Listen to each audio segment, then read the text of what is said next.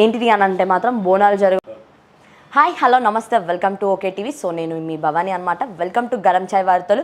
So ఈరోజు అయితే వార్తలు చూసేద్దాం అసలు ఏమేమి ఉన్నాయి ఏంటి అనేది. అండ్ ఫస్ట్ అయితే మనము తీసేసుకున్నాం అనమాట. ఒకటి ఇక్కడ మనం చూసుకోవచ్చు ఏంటిది అని అంటే మాత్రం అది దిశలో నుంచి పరీక్ష కేంద్రాల వారీగా న్యూ యూజీసీ ఫలితాలు. సో మనకందరికీ తెలుసు ఎప్పటి నుంచో ఏంటిది అని అంటే మాత్రం నీట్ ఏదైతే పేపర్ ఉంటుందో మెడికల్ టెస్ట్ ఎంట్రన్స్కి యూజీ పేపర్ అనేది లీక్ అయిందని చెప్పి ఇక్కడని కాదు చాలా చోట్ల మనం చూసామన్నమాట. ధర్నాలు జరగడం కానీ లేకపోతే ఇంకా ఇలాంటివి చాలా జరిగాయి. సో ఇలాంటివి చాలా జరిగినప్పుడు ఇక్కడ సుప్రీంకోర్టులో అయితే కేసు వేశారు కొంతమంది విద్యార్థులు ఎవరైతే ఉన్నారో ఇలా రాదు అని చెప్పి. అండ్ అందులో కూడా చూసుకోవచ్చు. సో ఈ ప్రజెంట్ చదువుదాం. ఇది సుప్రీంకోర్టు ఆదేశాల మేరకు ఎన్డీఏ రిలీజ్ విద్యార్థుల గుర్తింపు బలహీనత వర్గ కాకుండా జాగ్రత్తలు. హర్యానా ఎగ్జామ్ సెంటర్ మారిపోయిన ఫలితాలు. సో ఎక్కడైతే రిజల్ట్ అనేది 720కి 720 మార్కులు చాలామందికి వచ్చాయి. ఆ మార్క్స్ అనేవి రావడం వల్ల దగ్గర 67 to 68 మెంబర్స్కి ఆల్ ఇండియా ర్యాంక్ వచ్చింది 1. సో ఒకటే క్లాస్లో ఉన్న వాళ్ళకి వరుసగా మొత్తం ఎలా అంటే 720కి 720 ఒక 5 to 6 మెంబర్స్కి రావడము ఇది ఒక డౌట్గా క్రియేట్ అయింది. నిజంగా పేపర్ ఏమైనా లీక్ అయిందా అని చెప్పి. సో అలా ఆలోచించినప్పుడు మళ్ళీ వాళ్ళు ఎగ్జామ్ రీకండక్ట్ చేయడం జరిగింది. అండ్ తాజాగా అయితే మళ్ళీ వాళ్ళకి ఎవరెవరికైతే కండక్ట్ చేయాలనుకున్నారో వాళ్ళకి కండక్ట్ చేశారు. కండక్ట్ చేసిన తర్వాత వచ్చిన రిజల్ట్ అనమాట తాజాగా అత్యుధినిగా ఒకరికే. సో ఇంతకు ప్రీవియస్గా ఎంత వచ్చింది 720కి 720 చాలామందికి వచ్చింది కదా. సో ఇప్పుడు ఏమైంది అని అంటే మాత్రం 682 హైయెస్ట్ మార్క్స్. ఇంతకుముందు ఎలా అంటే 720కి 720 ఒక 67-68 మెంబర్స్ ఉన్నారు. అండ్ ఇంకొకటి ఏమన్నారు లీక్ అయ్యింది. సో ఇలా అందరికీ 720 ఫుల్ అవుట్ వచ్చింది అని చెప్పి అనడం జరిగింది. అండ్ నార్మలైజేషన్ అది ఇది అని కూడా అన్నారు. సో అన్నీ చూసుకున్నా కూడా ఇప్పుడు మళ్ళీ వాళ్ళకి ఎవరికైతే కండక్ట్ చేశారో వాళ్ళ దాంట్లో హైయెస్ట్ ఎంత అని అంటే 682. సో ఇదనమాట. అండ్ ఇక్కడ స్కూల్ టైమింగ్స్ అనేవి చేంజ్ అవ్వడం జరిగింది. ఎప్పుడైనా సరే కానీ స్కూల్ టైమింగ్స్ ఒకటి ఉంటుంది కదా, అది కూడా చూద్దాం. 9 AM to 4:50 PM ప్రభుత్వ స్కూల్స్పై టైమింగ్ చేంజ్ రాష్ట్ర వ్యాప్తంగా అమలు. ట్రాఫిక్ కారణంగా హైదరాబాద్ సికింద్రాబాద్లో మార్పులు. సో ఏంటిది అని అంటే ఆల్మోస్ట్ ఏ స్కూల్కైనా నార్మల్గా ఎలా ఉంటుంది అని అంటే 9 నుంచి 4:15 దాకా స్కూల్ అనేది ఉంటుంది. అండ్ అది మొత్తం గవర్నమెంట్ నుంచి వచ్చిందనమాట ఈ రూల్. అండ్ తర్వాత ఇక్కడ హైదరాబాద్లో మాత్రం ఏం జరుగుతుంది, హైదరాబాద్లో మాత్రం ఒకలాగా అండ్ హైదరాబాద్ సికింద్రాబాద్లో ఒకలాగా, మిగతా అన్ని జిల్లాలలో ఇంకొకలాగా ఉంటుంది టైమింగ్స్. అండ్ ఇక్కడ చూసుకోవచ్చు కూడా ఉదయం 8:40 గంటల నుంచి సాయంత్రం 4 గంటల వరకు ఒకటి వేరే చోటు ఉంది. అండ్ ఇక్కడ మాత్రం 9 to 4:15. అది కూడా ఏం చూసుకొని అంటే మాత్రం ట్రాఫిక్. ఎందుకనంటే ఇక్కడ మాత్రం ఆల్మోస్ట్ ఐటీ కానీ లేకపోతే ఇలాంటివి ఇంకా చాలా ఉన్నాయి. ఇక్కడ మొత్తం డెవలప్డ్ కాబట్టి స్టిల్ చాలామంది అని అంటే లైక్ ఎలా అని అంటే ఊర్లలో కన్నా ఇక్కడ ఎక్కువ జనాభా ఉంటుంది కాబట్టి అండ్ ట్రాఫిక్ కూడా ఎక్కువ ఉంటుంది. సో అందుకని చెప్పి ఇక్కడ టైమింగ్స్ అనేవి చేంజ్ చేశారు. నెక్స్ట్ జాబ్ క్యాలెండర్ సిద్ధం. సో జాబ్ క్యాలెండర్ సిద్ధం అని చెప్పడం అంటే ఫస్ట్ రేవంత్ రెడ్డి ఎప్పుడైనా సరే కానీ రేవంత్ రెడ్డి గారు ఏమన్నారనంటే నేను నిరుద్యోగుల వల్లనే నేను ఇక్కడికి వచ్చాను, ఈ పొజిషన్లో ఉన్నాను, సీఎం కుర్చీ ఎక్కానని చెప్పి ఆయన పలుమార్లు చెప్పుకున్నారు కూడా చాలా సభలలో. సో ఆయన మాత్రం రీసెంట్గా జరిగిన అన్ని విషయాలలో ఏంటిదనంటే ఒకటి జాబ్ క్యాలెండర్ రిలీజ్ చేస్తా అని చెప్పడము. అంటే ఆయన గెలిచిన ప్లాట్ఫామ్ ఏదేది అని అంటే మాత్రం ఒకటి నిరుద్యోగులకు మీకు నేను అండగా ఉంటా అని చెప్పి ఆయన చెప్పడము.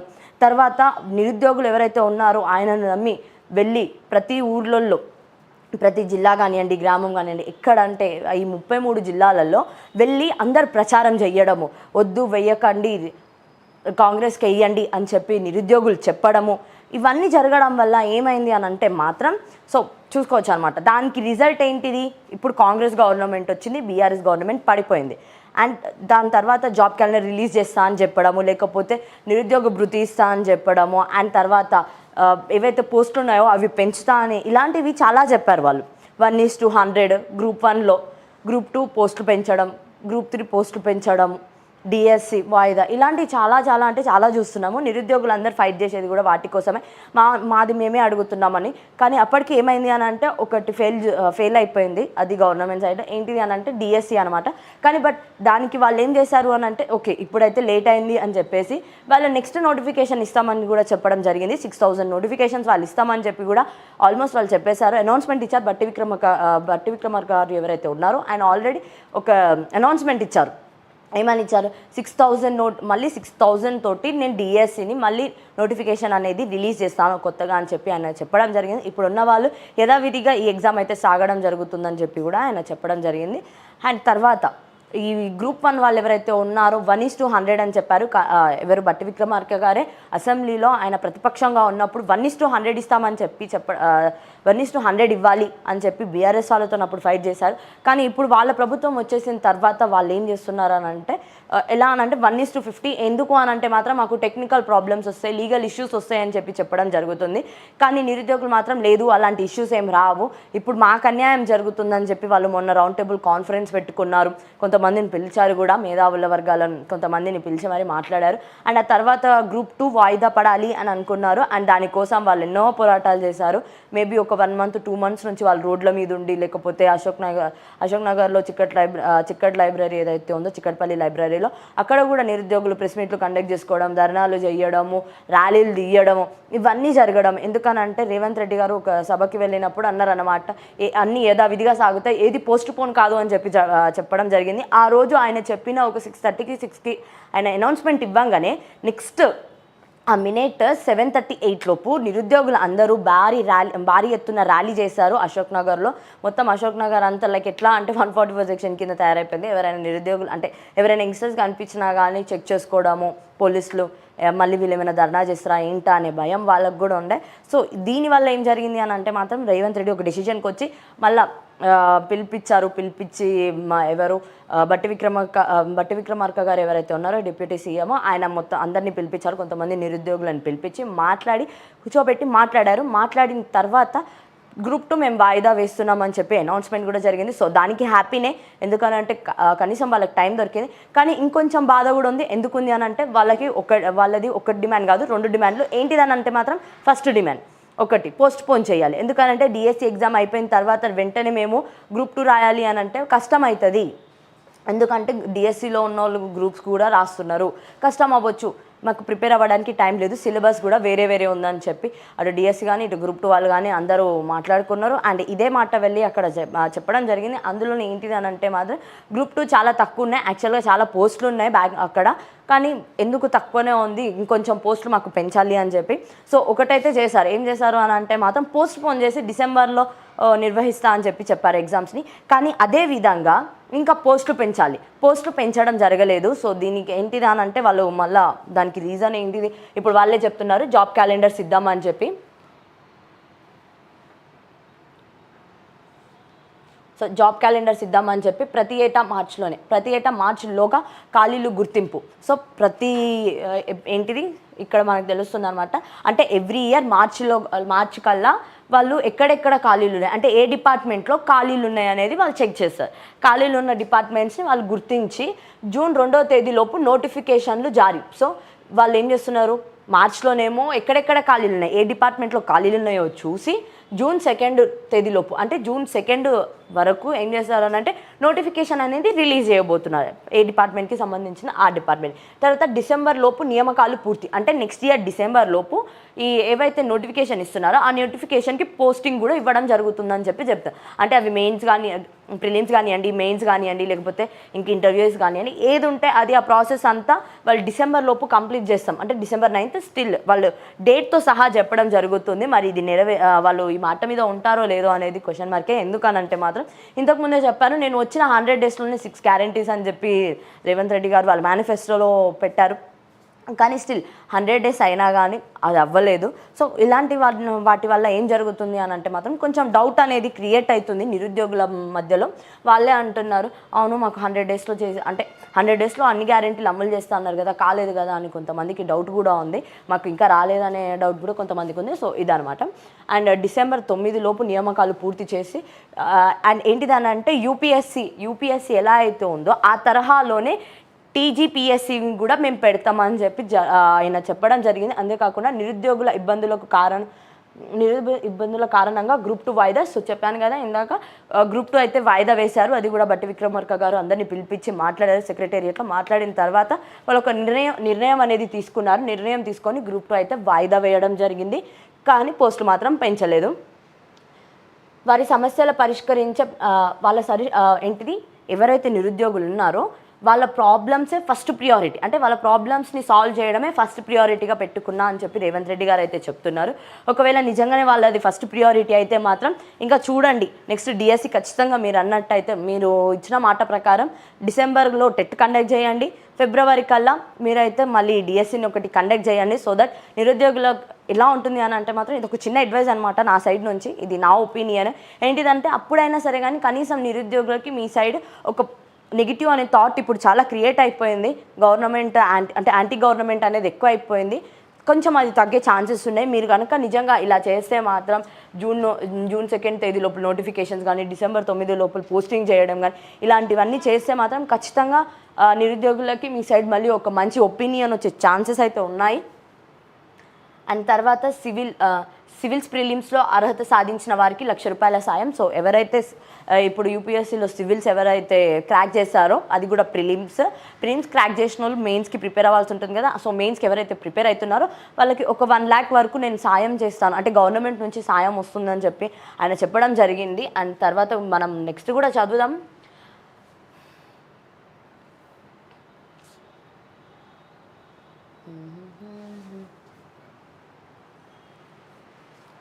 సో ఈ అసెంబ్లీ సమావేశాల్లో ప్రవేశపెడతాం. అండ్ ఏంటిదనంటే జాబ్ క్యాలెండర్ని అసెంబ్లీ సమావేశాల్లో ప్రవేశపెట్టబోతున్నామని చెప్పి వాళ్ళు ఇప్పటి నుంచి కాదు, ఒక 1 month నుంచి చెప్పడం జరుగుతుంది.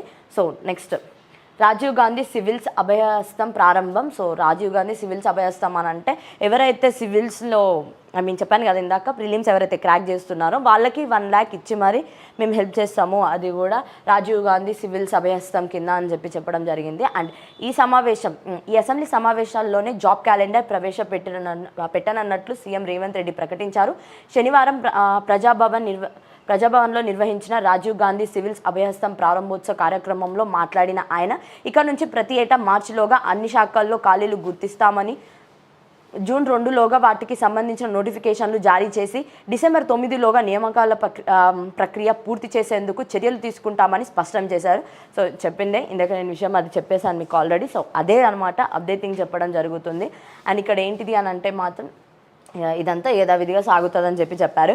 మరి ఆ దేవుడికి తెలుసు అనమాట, నిజంగా ఆయన ఫాలో అవుతారా లేదా అనేది మనం వేచి చూడాల్సిందే. ఎందుకనంటే ఎప్పుడు చేస్తారో ఏంటో అనేది మనకైతే తెలియదు. బట్ స్టిల్ మనం వేచి చూడాలి. మంచి వాళ్ళు హోప్ ఇస్తున్నారు నిరుద్యోగులకు. మరి నిరుద్యోగులు నిజంగానే నమ్ముతారా లేదా అనేది వాళ్ళకే తెలియాలి. ఆల్మోస్ట్ నమ్మే ఛాన్సెస్ కూడా ఉన్నాయి. కానీ గ్రూపులు అంటే ఏదైతే Group 2 ఉందో, Group 3 ఉందో దాంట్లో పోస్టులు పెంచితే మాత్రం ఖచ్చితంగా నిరుద్యోగులందరూ కూడా ఈ గవర్నమెంటే నమ్ముతారు కూడా పక్కా, అది అందులో ఏం డౌట్ లేదు. సో హైదరాబాద్కు రండి, అవకాశాలు ఇస్తామని చెప్పి ఇంకొక అనౌన్స్మెంట్ వాళ్ళు ఇచ్చారు. తెలుగు రాజకీయాల్లో ఎన్టీఆర్ ఓ బ్రాండ్. ఇది ఎక్కడ అని అంటే మాత్రం యాక్చువల్గా కమ్మ గ్లోబల్ సబ్మిట్లో ముఖ్యమంత్రి మాట్లాడిన మాటలు అనమాట ఇవి. ఏంటిది అని అంటే మాత్రం హైదరాబాద్కు రండి, అవకాశాలు ఇస్తామని చెప్పడం జరుగుతుంది. అండ్ తెలుగు రాజకీయాల్లో ఎన్టీఆర్ ఓ బ్రాండ్, అంటే ఎవరైతే ఎన్టీఆర్ ఉన్నారో మనకందరికీ తెలుసు అన్నమాట. టీడీపీ నుంచి ఆయన సీఎం అయ్యారు ఆంధ్రప్రదేశ్. సో ఆయన గురించి చెప్పారు. అండ్ కమ్మవారు మట్టిలో నుంచి బంగారం తీయగలరు. సో వాళ్ళ గురించి ఆయన పొగుడుతున్నాడు. మట్టి కూడా అంటే మట్టిలో నుంచి కూడా బంగారం తీసే అంత ఉంది అని చెప్పి ఆయన పొగడడం జరుగుతుంది. అండ్ తర్వాత నగరం అభివృద్ధి కోసం హెడ్రా వ్యవస్థ సీఎం. సో ఏదైతే ఉందో డెవలప్మెంట్ కోసం అని చెప్పి వాళ్ళైతే ఒక హెడ్రా వ్యవస్థ అనేది తీసుకురావడం జరుగుతుంది. అండ్ ఒక ఫ్లైఓవర్ అయితే ఓపెన్ చేశారు గోపన్పల్లిలో. అండ్ ప్రతిరోజు 2 గంటలు పార్టీ లీడర్లకు టైం కేటాయిస్తున్నాం. ఇది ఎవరు చెప్తున్నారు అని అంటే మాత్రం సీఎం రేవంత్ రెడ్డి ఏం చెప్తున్నారు అని అంటే ఇప్పటి నుంచి ఎవరైతే పార్టీ లీడర్లు ఎవరైతే ఉంటారో వాళ్ళకి సీఎం రేవంత్ రెడ్డి టైం ఇస్తా అని చెప్పడం జరుగుతుంది. అండ్ ఎంపీ ఎమ్మెల్యేలు ఎమ్మెల్సీలు కలిసేందుకు. సో ఎవరెవరు పార్టీ లీడర్స్ అని అంటే ఎంపీలు కానివ్వండి, ఎమ్మెల్యేలు కానివ్వండి, ఎమ్మెల్సీలు కానివ్వండి, వాళ్ళ పార్టీలో ఎవరైతే ఉన్నారో వాళ్ళందరినీ నేను కలుస్తానని చెప్తున్నారు. అండ్ తర్వాత మాజీలు నేతలకు సైతం అవకాశం, ఎవరైతే అపోజిషన్ పార్టీలో ఉంటారో అపోజిషన్ పార్టీ వాళ్ళకు కూడా నేను టైం ఇస్తాను అని ఆయన చెప్తున్నారు. వాళ్ళకని కాదు, ఎవరైనా సరే కానీ కామన్ పీపుల్ లేకపోతే ఎవరైనా ఉన్నా కూడా కార్యకర్తలు కానివ్వండి, లేకపోతే అపోజిషన్ పార్టీ వాళ్ళు కానివ్వండి, ఆ లీడర్స్ వచ్చినా కూడా నేను రిసీవ్ చేసుకుంటాను, నేను మాట్లాడతాను అని ఇక్కడ సీఎం రేవంత్ రెడ్డి చెప్తున్నారు. సమస్యలు చెప్పుకునే ఛాన్స్ ఇవ్వాలని ఆలోచన. అంటే ఎవరైనా సరే కానీ వాళ్ళ ప్రాబ్లమ్స్ని అయితే చెప్పుకోవచ్చు కదా. సో ఆ చెప్పుకునే ఏదైతే ప్రాబ్లం ఉంటుందో ఆ ప్రాబ్లం వచ్చి నాకు చెప్పండి, నేను సాల్వ్ చేయడానికి ఖచ్చితంగా ట్రై చేస్తాను అని చెప్పి ఆయన సైడ్ ఆయన చెప్పడం జరుగుతుండే. అండ్ తర్వాత అసెంబ్లీ సెషన్స్ తర్వాత మొదలు ఇప్పుడు ఇది ఎప్పుడు స్టార్ట్ అవ్వబోతుంది అని అంటే మాత్రం అసెంబ్లీ సెషన్స్ ఉన్నాయి, అసెంబ్లీ సెషన్స్ తర్వాత ఇది అనేది స్టార్ట్ అవ్వబోతుందని చెప్పారు. అండ్ ఇది కాకుండా యాక్చువల్గా ఇది ఎవరి ప్రాసెస్ అని అంటే మాత్రం వైఎస్ఆర్. సో వైఎస్ఆర్ ఎవరైతే ఉన్నారో ఆయన ఆంధ్రప్రదేశ్ సీఎంగా ఉన్నప్పుడు ఆయన ఇలాంటి పనులు చేసేసారు. ఏంటిదని అంటే మాత్రం ఖచ్చితంగా రోజుకు ఒక 2 hours అయినా సరే కానీ ఎవరైతే సామాన్య ప్రజలకు కూడా ఆయన అందుబాటులో ఉండేలా ఉండే, ఎక్కడికి వెళ్ళినా కూడా సరే కానీ ఆయన ఒక 2 hours అనేది అది ప్రజలకు కానివ్వండి, లీడర్లకు కానివ్వండి అలా కేటాయించేవారు. నేరుగా ఆయన దగ్గరికి వెళ్ళొచ్చు, అపాయింట్మెంట్ తీసుకొని వెళ్ళి ఆయన